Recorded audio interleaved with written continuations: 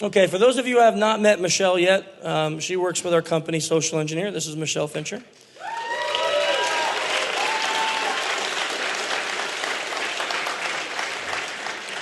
Michele doesn't like to brag, so I felt that I had to do the intros because she's awesome.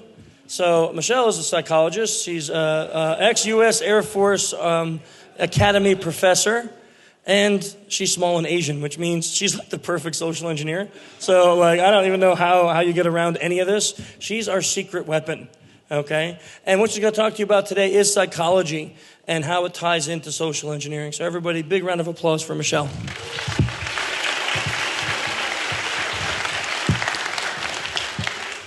Well, the good news is I know you all are here for Kevin Mitnick, so you are my captive audience for the next 50 minutes or so. So that's awesome for me, of course. Thank you for coming.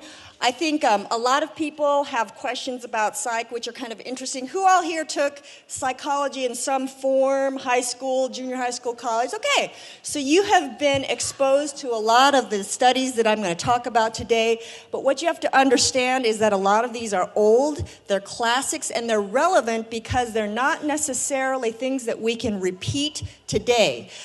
Psychology studies, at least the classics, and currently, they have to go through a barrage they have to pass a lot of hurdles before they're considered appropriate to be tested on humans. Back in the day, we didn't have those problems. So a lot of the information that we had is stuff that we can no longer replicate, at least in the US. Sometimes they do it over in Europe because they're still awesome. But let me ask you guys a question. So you all have had an exposure to psychology. You will have heard about a lot of these experiments, but really what I'm interested in is whether or not you can apply them to the things that you're doing as social engineers, hopefully good as opposed to malicious. So here's the first question. We all got into tech so we wouldn't have to deal with people, so what is the deal? So why am I talking to you guys about psychology, a subject that many of you probably cut to do, I don't know, programming. Yes, sir? Yes, and that is something that you've probably heard over and over and over again. We're here at a hacking conference, and there's going to be all sorts of great information about exploits and ways to look at information and ways to gather information. But what we find over and over again is that the humans are the weakest link. So basically, there's no such thing, at least not until we get to Terminator, which we're rapidly approaching at this point. But basically, understanding all this stuff means really understanding your people. And I think all of us go to the default of saying, stupid users, people are dumb for making the decisions that they make. But really what we want to know is we want to understand why they make the decisions that we do, and understand the fact that a lot of this stuff is hardwired and based in survival, okay? So back in caveman days, if I was the one that was going out to try the really colorful berries, what happened to me? I died, yeah. So a lot of the reactions that we have are based on basic survival, and so really, if you have an understanding of this is going to lead to better programs, better education, better policies, and for those of you who are in the business of testing your companies, it's going to lead to better testing that makes sense and really looks at the mistakes that people make on a very human level. All right, so let's get down to it. Back in 1919, and this is, again, a really, really long time ago, we didn't have a great understanding of the way people did things and the decisions that they made. Does anybody know who the baby in the picture is? Albert, little Albert. So back in the day, now here's something to understand, and those of you who are parents will understand this. Babies react naturally to a few things. Being dropped, okay, is a very natural reaction. Loud noises is a very natural reaction. But other than that, babies aren't going to react to some sort of external stimuli such as a little brown bunny, or in Albert's case, a little white rat. So John Watson set out to understand how hardwired reactions are connected to things or stimuli that aren't necessarily natural. So what he did was he exposed little Albert, who was theoretically a healthy 9-month-old infant. He exposed him, first of all, to a rabbit, to rats, to a fur coat, to actually a pretty scary Santa Claus mask. And what he found was that little Albert reacted very neutrally to these stimuli. So he thought, okay, now here's what I'm going to do. I'm going to pair these stimuli with something that babies are naturally afraid of.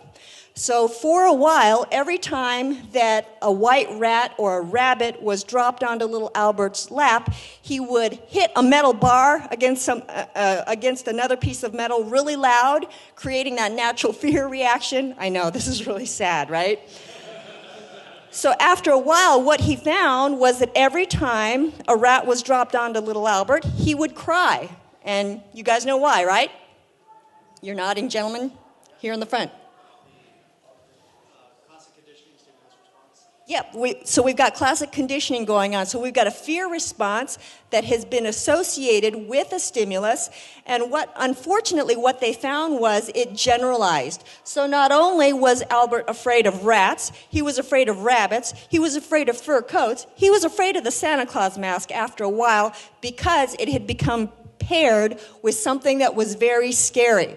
So what we found, basically, was that something that's hardwired, like a fear response, can be associated with something that is not natural to react to. Who here has ever had food poisoning in your life? Okay? So, the next time I was in Panama, got a bad lobster, could not look at lobster for another 15, 20 years. Now, what we understand is that is a really strong reaction, right? Why is that such a strong reaction? Survival, exactly. If you didn't get sick to the things that were really bad for you, you probably didn't live to reproduce. So this is something that we really understood after little Albert. Now, why might the little Albert experiments be a little controversial? Yeah, we don't like to do that to babies, at least, not that we speak about anymore. So, but what we found was that something as simple as a fear response can be associated if the connection is strong enough, and something like food poisoning is really strong. So if it's a survival mechanism, that connection can be immediate. It only takes one night of puking to understand that you shouldn't eat that again or make you not want to eat that again. What we also found that these associations can be generalized. So it wasn't just the white rat, it was the rabbit, it was the fur coat, it was anything that was nice and warm and fuzzy. What else did we find out? Yeah, we already know that. So, this is the concept of classical conditioning and creating a response between something that is hardwired and something that is not. Why am I talking about this in an SE session? Yes, sir.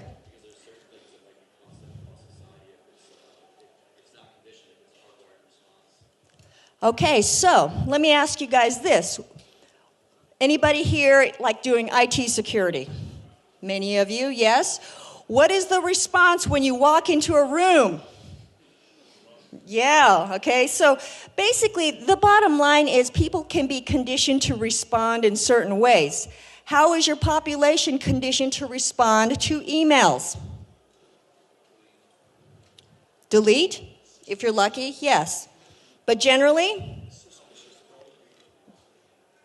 okay, that's what we really are hoping for, is that we want to create an association between getting something and doing something. And so this is important to understand that really what we want is our folks to associate us with good things, and we want to associate certain stimulus with the response, because really, think about it this way in terms of behavior. What are people conditioned to do when asked for help? Many times we'll help, okay? So keep that in mind. So classical conditioning is just where we start and is just sort of the really basic introduction to kind of SE and psychology. The next thing we're going to talk about, in 1951, there was a social psychologist named Solomon Asch. He did a really simple, interesting study where he took 6 people, sat them at a table, and showed them pictures of lines and asked them each to do a comparison and say which line was the most similar to the one presented to them. What was unknown was that let's say 6 out of the 7 actually worked for Dr. Asch, and 1 person was the person being studied. Okay, so here was the test. Not really hard. Okay, which one is the most similar to the comparison line? Guess which guy was the one that didn't know he was part of an experiment? Yeah, that guy. So here's what's important to understand.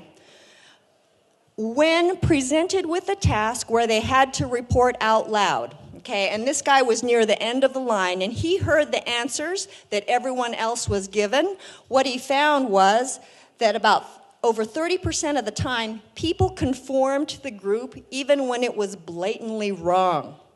Depending on the conditions, that increased or decreased. So this is a concept of conformity. We talk about it in terms of being social proof. There are subtleties. You guys probably heard about peer pressure as well. But basically, our environment has a very strong effect on how we react and what we react to and the choices that we make. Now, why is this relevant to the social engineer? Yes, sir. Yes, absolutely, Gary. Thank you. So we know that conformity can work against us or for us if we're the social engineer. So basically what we know is that people will yield to those around them, right? If there's a group of people and we're all doing something, here's the situation. This is my dilemma always, and I talk about this in class. I walk into a place where I walk up to the counter and I order food, but then I go and sit down and people bring the food to me. Do I tip? No. I don't know. It's an ambiguous situation. Anybody ever work in the service industry before? What do you do at the counter? You have a tip jar. And what do you do with that tip jar? You seed it, and that is because folks in that industry understand that in an ambiguous situation, most of us will look around to our group around us to decide what to do. So here are some things that affect whether or not you can get someone to conform. The ambiguity or uncertainty of a task. So in my situation, like if I go to McDonald's, I know I'm going to order what I order, I'm going to get my food, and I don't have to tip. I know if I go to a really nice restaurant, my boss is expected to tip. I'm kidding. But in that really ambiguous situation, I don't know whether I should tip or not. And so what we do understand is that when the task is really sort of uncertain or we don't really know what's going on, most of the time we are going to look around us to see what to do. Secondly, whether the task is public or private. So in Dr. Ash's experiment, there were several conditions that they chose. The public reporting one was where each person said aloud the number of the line. And as it grew more and more evident, there was more and more pressure on the one guy who was the stooge to conform.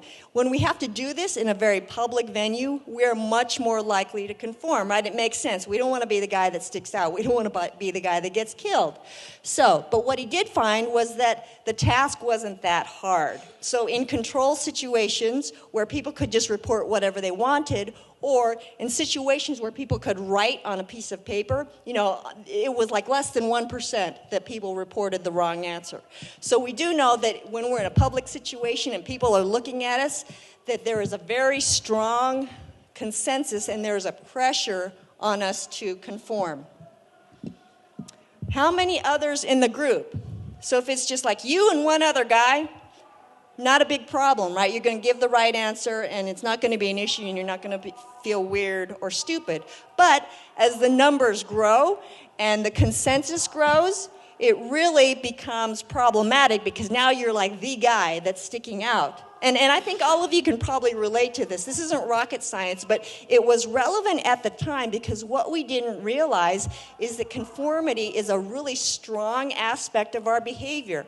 We're social beings. We grew up in tribes. It was important to our survival. So anything that made us stick out as an individual was something that was dangerous to us. So think about that in terms of social engineering. So how can conformity be used against or for a group of people? How about electronic communications? Facebook. Post similar things for all of your friends. You don't want to post something that's completely different from their topics of interest. Okay? Stick out. So if your friends are posting and liking things, you may feel compelled to do that. Let's get even more basic about social media. Fake profiles, sure, absolutely, and we have seen that used. If we look at news reports, we've seen stories where people are faking social media accounts, faking individuals, and then becoming friends with those people. Yes, sir?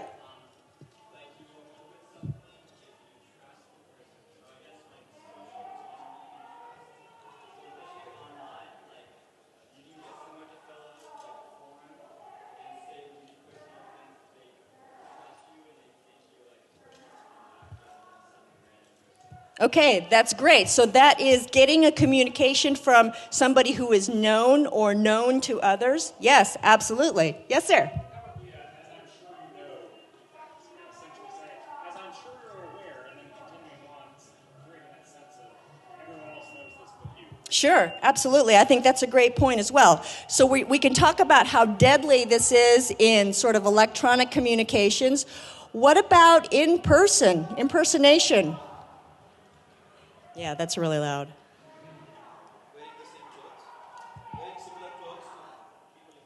Ooh, becoming part of the tribe by looking in very similar in fashion. Yeah, absolutely. So you guys get it, right? There's actually a basis behind it. Dr. Ash proved it in 1951, and we still know it today that conformity is one of those strongest pressures that create a series or a need to yield based on human influence and based on the way that we're hardwired, okay? So we're not mindless and stupid sheep.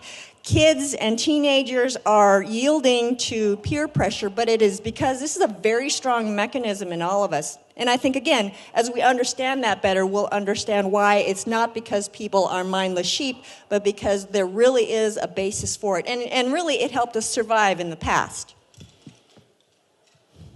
Okay, and finally, status of the group. You know, if you feel like you're higher status than everybody else, then it doesn't really make a difference. You feel totally okay being the outsider. But if you feel like everybody knows more than you, or is higher status, or is richer, or is whatever, they're a celebrity, then again, you're going to feel forced to yield. So think about the kinds of conditions that you can change and manipulate in order to create compliance on your part in terms of your testing.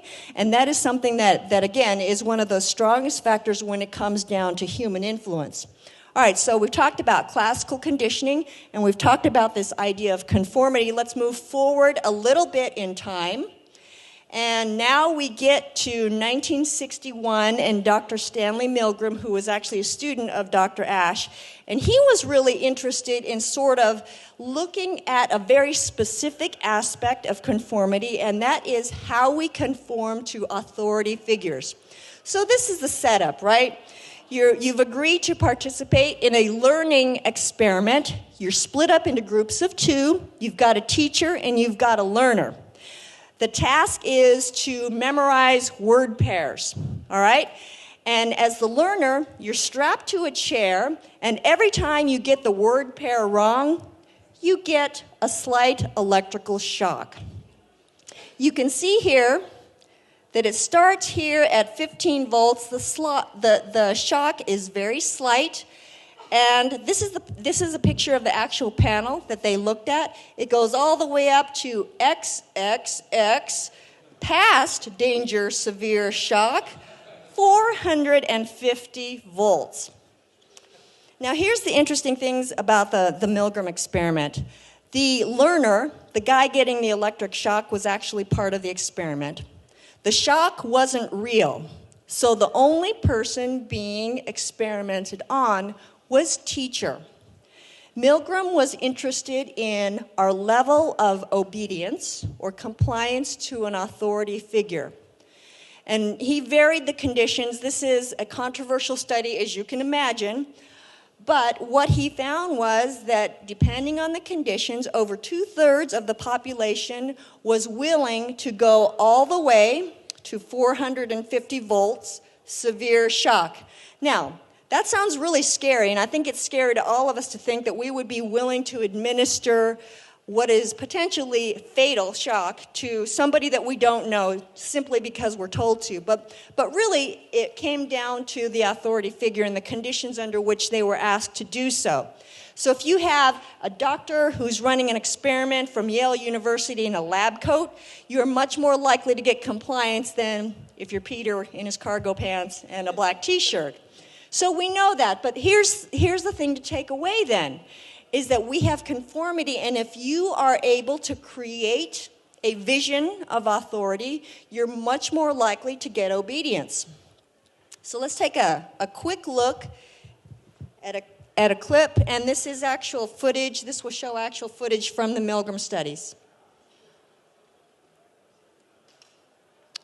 And I've got no sound.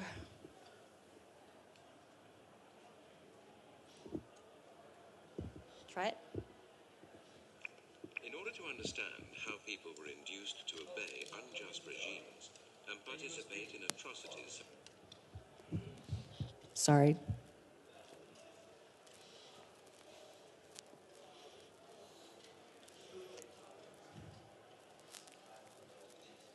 Everyone give a hand to Evan, our sound guy. Yay.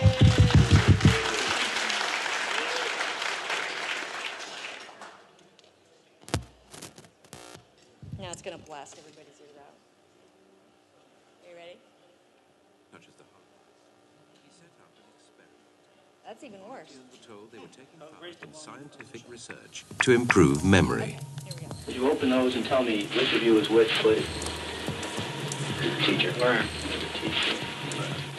Separated by a screen, the teacher would ask the learner questions in a word game and administer an electric shock when the answer was incorrect. He was told to increase the voltage with each wrong answer. Cloud. Horse. Rock. House. Answer. Wrong. 150 volts. Answer. Horse. Experiment. That's all. Get me out of here. Get me out of here, please. Continue, please. Go right on. I refuse to go on. Let me out. Refuses to go. Something important to note here. What did the researchers say to gain compliance? Please continue. So this is something that's really interesting. Nobody held a gun to this guy's head. Okay, someone just asked him politely in an authoritative fashion to please continue with the experiment.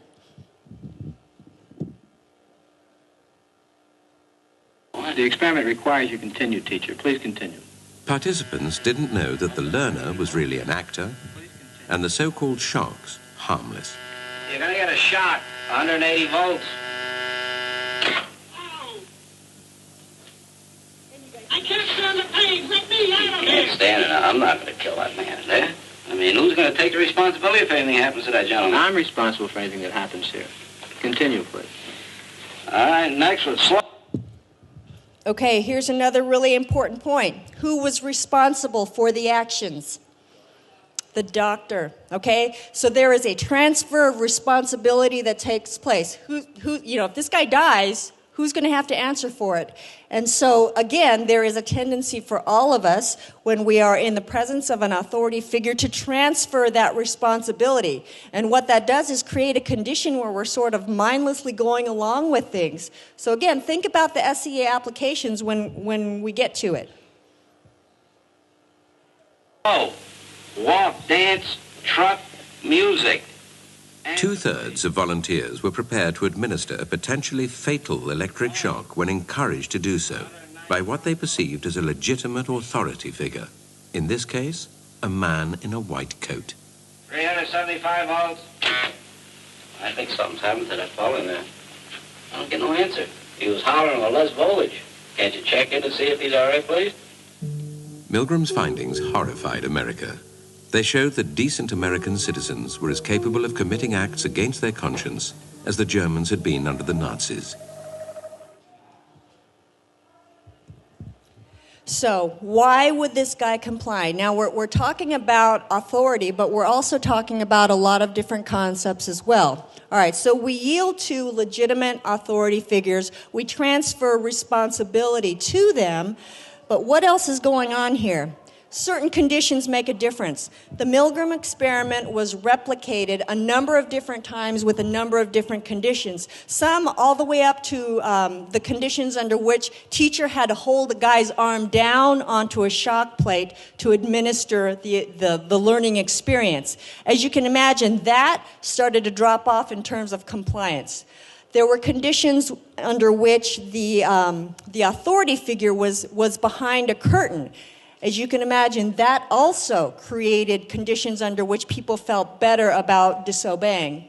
But if you've got a legitimate authority figure who's standing in front of you, asking you to take an action, it becomes very difficult to resist. So this has been replicated a number of times. In fact, fairly recently, there was actually a game show in France where they had a guy who would answer quiz questions and then the audience would say whether or not they should shock him. So you can YouTube this. You can see all sorts of conditions under which people are willing to do this. Now, this sounds really horrible, right? This just sounds like we're bad people and we're going to do bad things. But think about another condition as well. Chris has talked about this, and you've heard this, all week in here. Once you get someone to say yes, it becomes a whole lot easier to yield. Let me go back to the picture of the actual device, okay?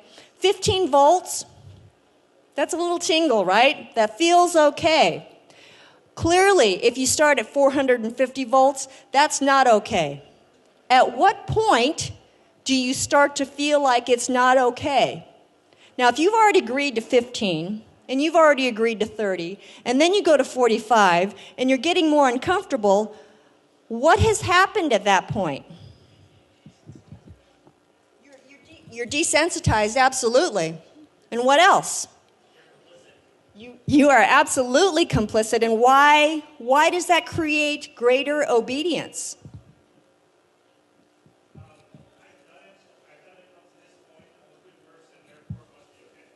Yeah, right? We've done it and we're doing it up to this point, so it must be okay to continue. Again, we've got that transference of responsibility. Yes, sir? It's just, yeah. We're only going up 15 volts at a time, and that's what's really hard for people is that they have agreed at a certain point to say it's okay, and I'm participating in the experiment, right? And I don't want to mess things up, so at what point does it become not okay? And that's a really hard decision point for people to make. So think about the applications as far as getting people to comply on an SE engagement. Yes, Gary? It's congruent with our already previous actions, so since we want to seem consistent ourselves, we keep doing it. Yeah, that's a great point. We talk about that in our class as well. Consistency is very important, or being a consistent individual. What do you guys think of the person, at least after they're 18 or so, that keeps changing their mind about things? They're untrustworthy, they're unreliable. I think all of us like to feel like that we're reliable, consistent people. And so if we change our mind at a certain point, what kind of a person does that make us? We don't want to be seen that way, and all of us like to be sort of consistent in what we say and what we do. And that's actually a really important point because social engineers will get that commitment from you and then expect you to carry it out and feel totally okay about it. So, in terms of obedience, we know people yield to authority figures, and certain conditions will definitely make a difference. We also know that once you get someone to yield, it gets easier and easier. So what are some things that you could do to create authority in how you come across to people? Dress. Peter. For instance? I think somebody is suited to be more authoritative than somebody who like this. Okay, so how you dress is going to affect how the level of authority that you have? Sure. Yes, sir, back there. How do I sort of project confidence?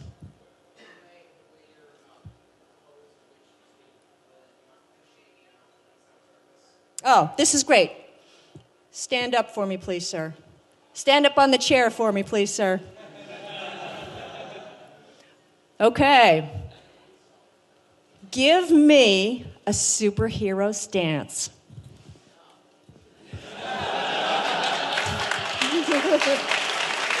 That was good. I like that. I'm not done. Come on. If I was sweet and I asked you to give me a superhero stance, what might it look like? Ooh. Ooh. Now, y'all give him feedback. What sort of things are sort of expected in a superhero stance? Ooh, hands on the hips. Hands on the hips. What else? Oh, we've got the puffed out chest, the chin up, okay. All right. Not bad, right? So we all understand that this is a confidence pose. This is a superhero stance. Okay, thank you very much. Thank you. Everybody give him a hand. Now, here's the next one. Let me, this gentleman's been so wonderful. Stand up on a chair, please. Don't kill yourself. All right. Give me insecure 14-year-old girl. That's not bad. I like it. Now, what sorts of things, Chris just talked about, what sorts of things gave you sort of the keys? Yeah, but what? What in his body language?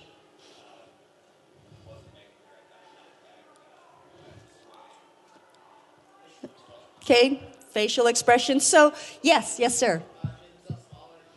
Oh, yeah, made himself smaller. Yes. What else? Okay. So yes, one more. Looking down. Okay. So here's what we understand. There is an authority that we can project, at least in person. Okay, there's one way. And all of us sort of understand, as Chris has talked about, there are things that will make us a little bit more confident in the way we display ourselves, and the better you understand that, the more effective you're going to be.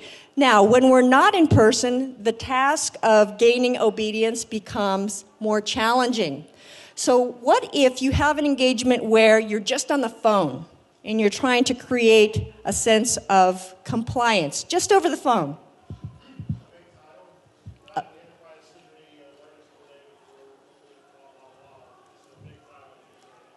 So having a really impressive sounding title and being able to, yeah, absolutely. Yes, sir.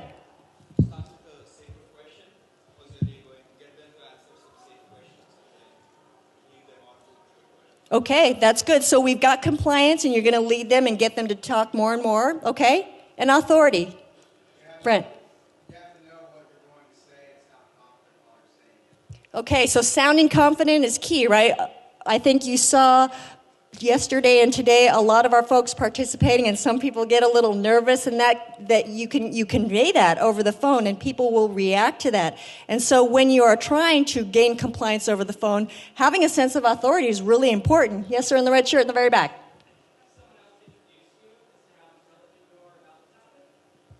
Say that again. Have someone else introduce you over the phone.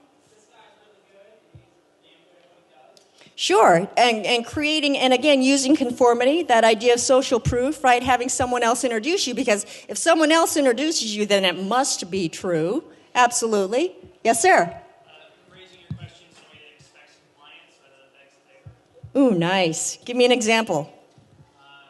Like calling up and instead saying, hey, I'm really kind of distracted tonight. Can you do me a favor? Just be like, hey, I'm this person. I need you to do this. Absolutely. So, not really asking, right? But being able to do it in a nice way. Okay, one more. I think kind of the other direction too is if you can ask a question related to whatever you feel like a security question, and you know their answer is going to be something, and give them a sense of confidence.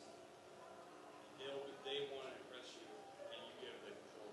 Oh, nice. Very, very nice. But, okay, so giving someone else a sense of control or... Okay. All right, very good. So now we've talked about sort of in-person impersonation and the importance of being able to convey authority. And we've stepped back now and we've talked about vishing and voice solicitation and how it might be important to convey authority in appropriate situations, right? And again, it goes back to having your pretext match what you're trying to do. Now, let's step back even further and get into electronic communications. Okay, so if you're trying to fish or trying to create security in fish, how are you going to create a sense of authority to gain compliance through a fish? Now, there are lots of ways that we get compliance in phishing, right? We've got the Viagra, we've got the we've got the muscle gain. So there are lots of different reasons why people comply. But if you're going to use authority very specifically in a fish, how might you do that? How so?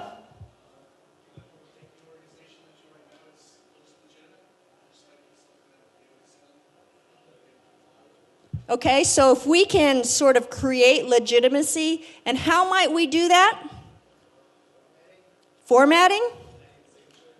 Oh, yes, thank you. A signature block, because clearly if it comes in an email, it's real. Yes? What else?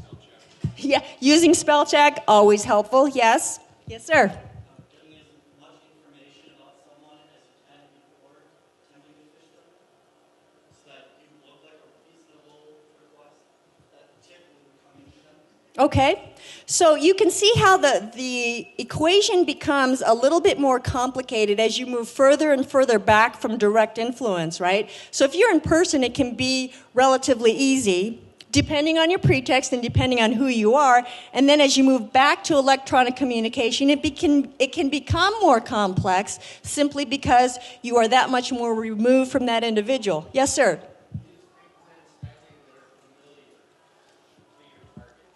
Ooh, familiarity. That's a great one, right? Because we do tend to respond to things that are very familiar to us. And that goes back to classical conditioning. We have been conditioned, again, if we saw, somebody describe a FedEx label to me. Everybody can see it in your head, right? How closely are you going to look for it or look at it if it looks familiar? Okay, so that's very powerful. Absolutely. Yes, sir. I can't hear you. You're going to have to get up on that chair. Official sounding language. That goes with spell check, right? All right, so now we know that authority can make a difference, and if it is appropriate to your pretext, it can be very, very powerful. We create a sense of authority in how we project ourselves and how we dress, how we communicate both orally and in written language. So now let's go a little bit further. This was also in 1961. The 60s were a great time for psychological experimentation. Al Bandura, he was very interested, and here's what you have to understand about psychology at that point. We were really into this idea that you needed to be directly rewarded in order to learn something. So, Peter, you're so smart. I worship the ground you walk on. Please continue to sit with your arms crossed in that chair because I love it. All right? So what we really believed at that time was you really had to be directly reinforced as an individual in order to learn new behavior. So this was really groundbreaking, and what he did in 1961 was take, and again, you can look up all the facts and the specifics on these studies, but he took, I believe it was 72 kids, boys and girls, and he subjected them to different conditions under which they observed an adult model playing either carefully or peacefully in a corner or being aggressive towards the Bobo doll. And these were fairly novel kinds of aggressive behaviors at the time. So it wasn't that these kids were directly punished or scolded or rewarded for anything. It's that they saw somebody else being rewarded or punished for these behaviors. And again, this was like a big deal at the time because what we realized then, again, because we are social creatures, when we see something or when we see someone else being rewarded or punished, we learn from that. And so this is just a short clip, and again, original footage from the experiment. The model pummeled the doll with the mallet, flung it in the air. This was 1961, so bear with me. Kicked it repeatedly.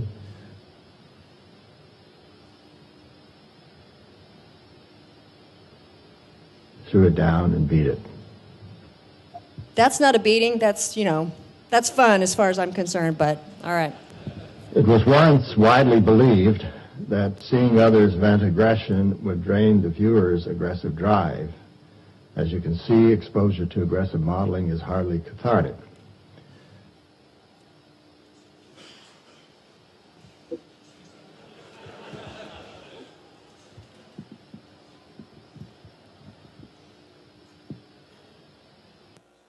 Okay, so the point is that the kid watched the adult model taking the action and took very sort of specific novel actions. They found that if a kid saw aggressive behavior in an adult, that he or she was more likely to be verbally aggressive as well and showed additional acts of violence. So it was a really, really interesting idea, again, that we could watch someone else do something and learn from that. And again, not novel to us humans now, but back in the day it was groundbreaking. So how does this apply to you all keeping your companies safe? Say again? Don't dress like a clown. Great, yes, because, that's what I do, yes. But what's important to learn? Yes, Gary? Role model, proper behavior. Ooh, yes, I like it. So you can teach secure behavior through proper role modeling in teams. And again, social proof and conformity all sort of tie into that. So basically, you don't have to be rewarded and punished directly, and we know that.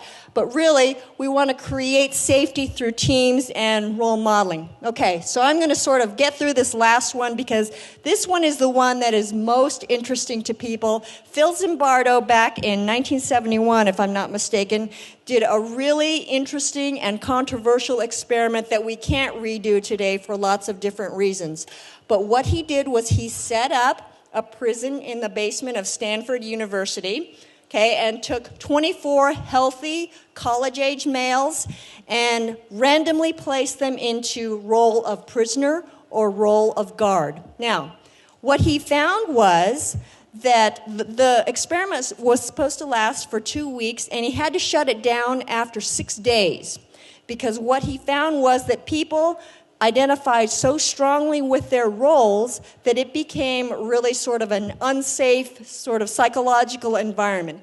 And what makes this study extremely controversial is that Zimbardo was not in the role of researcher. He was prison warden, and he became embroiled in it as well.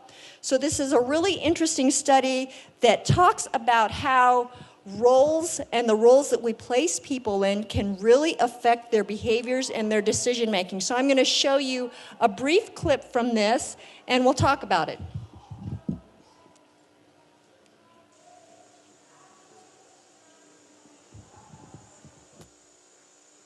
In the early 1970s, an experiment on the psychology of imprisonment was carried out at Stanford University by psychologist Philip Zimbardo and his colleagues, who created their own jail in the basement of the Stanford Psychology Building.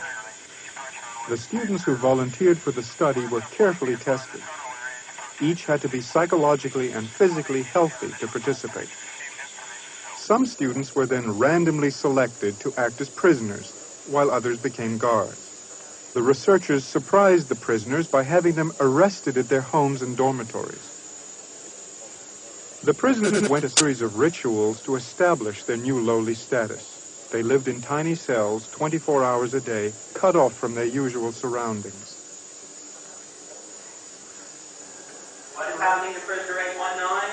Prisoner 819 is being punished, Mr. Correctional Officer. This reminds me of basic training. 5 times, make sure you remember.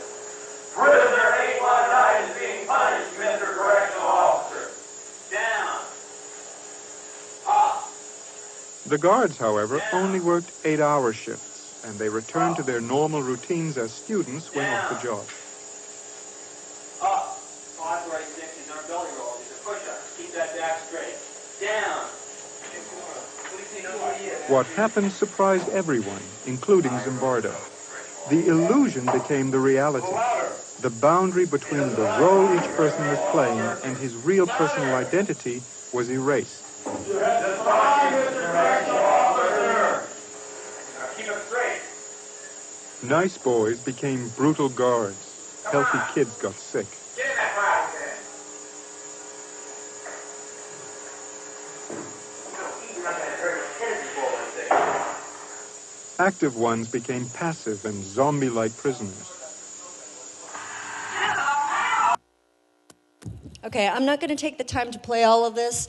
You can find this on YouTube, but here's what's important to understand. Again, this was a study of roles that was supposed to last for 2 weeks.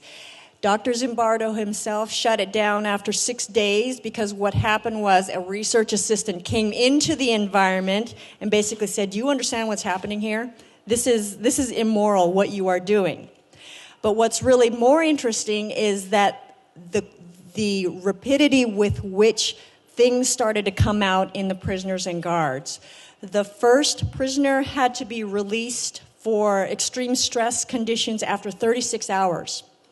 Okay, so you can imagine how crazy it got in a very, very short amount of time.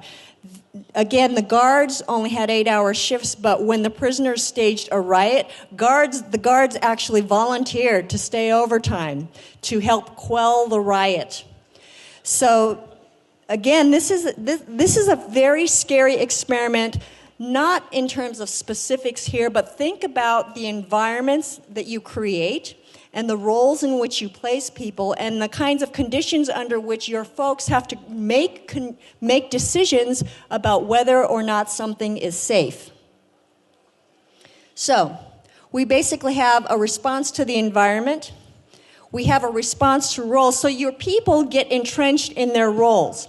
I think a lot of you, or many of you, may be in charge of people who are customer service or call centers, where their job is to help people. And they feel good about helping people based on how happy the people are after they've gotten off the phone. And I think that, again, that's natural in all of us, right? We like to be helpful. Generally speaking, we all feel good from doing that, but you're putting your people in a position where they need to respond in a certain way, unless, again, like Bandura showed, you create an environment under which they can learn and find good alternatives to always being helpful, or to be helpful in ways that are not dangerous to your companies and your organizations. And finally, it kind of comes down to the nature of the power of the situation. Now, Dr. Zimbardo is a social psychologist, which means he believes almost ultimately in the idea that the environment can overcome the individual. And I think in many ways he has some very, very important points, again, about the situations in our environments and what we expect from our folks. So I think here's the bottom line. I've fire hosed you with a lot of psychological experiments and mumbo jumbo, but what it comes down to is really understanding why your people make the decisions that they do and what you can do as security people to help your folks make the decisions that are safe for your organizations, but in ways that make sense to them as well. All right, so what do all these studies have in common? Yes, psychologists are scary, creepy people. Again, yes, I will agree with you there. Yes, sir.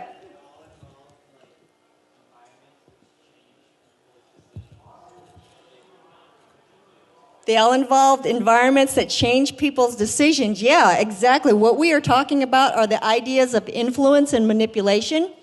Within social engineering, we do distinguish the difference between influence and manipulation. Here's the bottom line. If you are trying to create safe environments for your companies that really care about the safety of your people and your organizations and your information, what we don't want to do is scare people into or make people feel bad enough, because that's not going to affect the security of your groups. What we want is for people to be a team and to create an environment under which good decisions can be made and people want to make the right decisions. And so we're really careful about, not making people cry and not making people fearful of their jobs, because that really isn't going to teach them how to be safe. So here's the bottom line right here. We can control the things that control the choices that humans make. If we have an understanding of that, and again, it's not the studies that are important, but the concepts behind them, we have to understand that authority makes a difference, the roles in which we place people make a difference, how we model good, safe behavior, those all make a difference, and it will affect our ability to create safety within our organizations. So, as social engineers, take away this message. We want you to understand why people respond in certain ways.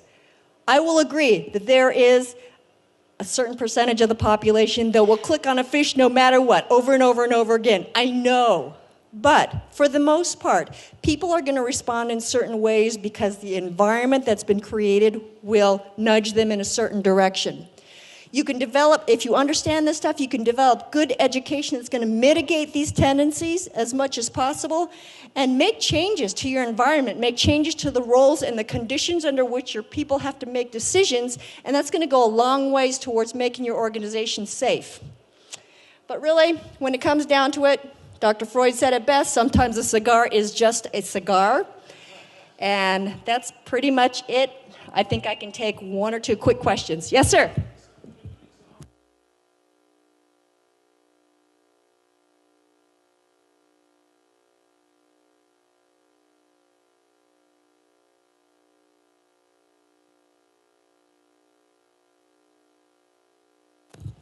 And your question is?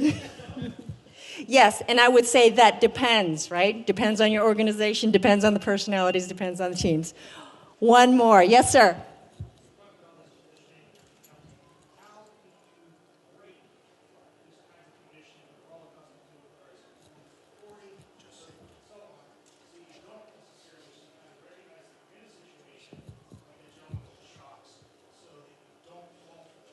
So how do we break the conditioning?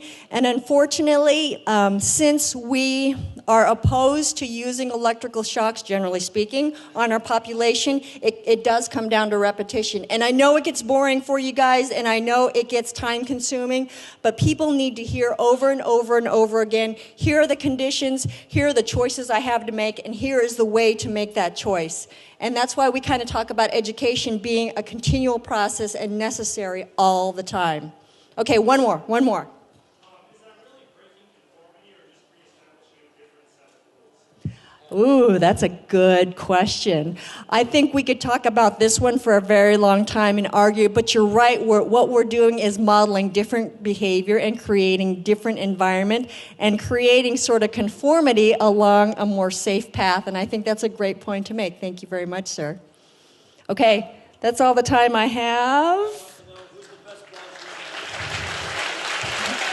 I think clearly the man who pays the bills is the best boss I've ever had. Thank you, ladies and gentlemen.